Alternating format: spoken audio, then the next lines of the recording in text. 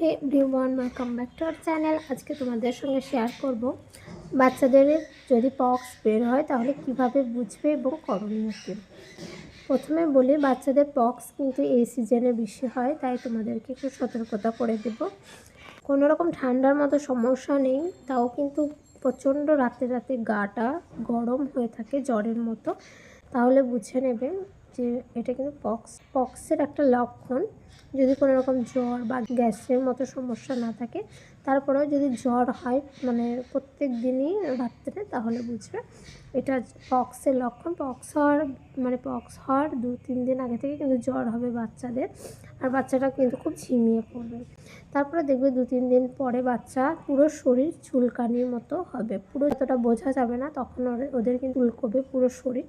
আর তারপরে সকালে বা সকালের দিকে দেখতে পারবে যে ছোট ছোট লাল লাল দানার মতো, তো তখনই বুঝে নেবে যে এটা পক্সের লক্ষণ।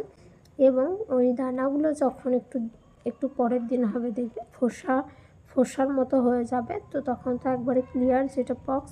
তখনই কিন্তু তোমাদেরকে ডাক্তারের কাছে যেতে হবে, আর সেখানে কিন্তু হোমিওপ্যাথিক ডাক্তারের কাছে গেলে দেখবে ওখানে ওষুধ দিয়ে দেবে, কারণ পক্সের জন্য হোমিওপ্যাথিক ওষুধটা বেশি ভালো। তো ওখানে যখন দেখবে পক্সের ওষুধ দিয়েছে তখনই কিন্তু খাওয়াবে।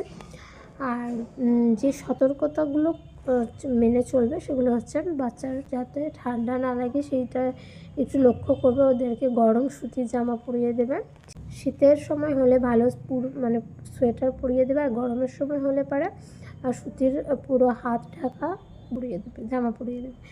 আর বাইরে খুব একটা বেরো করবে না দরকার ছাড়া, যদি ডাক্তারখানা যাও সেটাই খুব ঢাকাঢুকু করে নিয়ে যেতে হবে।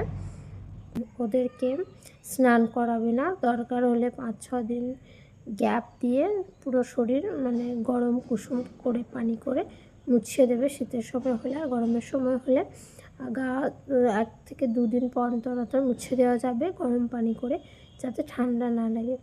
এবং ওদেরকে মাছ, মাংস, ডিম, মসুর ডাল, গরুর দুধ এগুলোকে একদমই দেবে না যতদিন না ভালো হবে। তো 7-8 দিন পরে তোমরা নিম পাতা এবং কাঁচা হলুদ বেটে পুরো শরীরে মাখিয়ে স্নান করিয়ে দেবে।